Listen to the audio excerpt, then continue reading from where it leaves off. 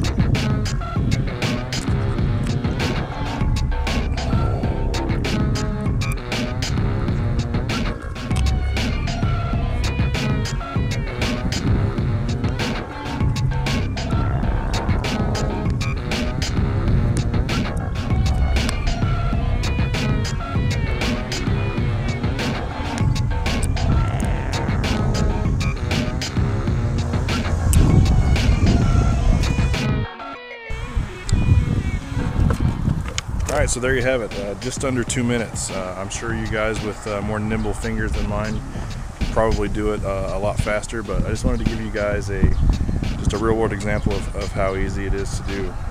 So if you need to pull a tire to change a tire when you're on the trail, or maybe you need to wring some water out of the foams if you're running vintage wheels, it just makes it a lot more convenient and just a lot easier to do than it ever has been in the past. So that's really the coolest feature about these new wheels, aside from just how awesome they look.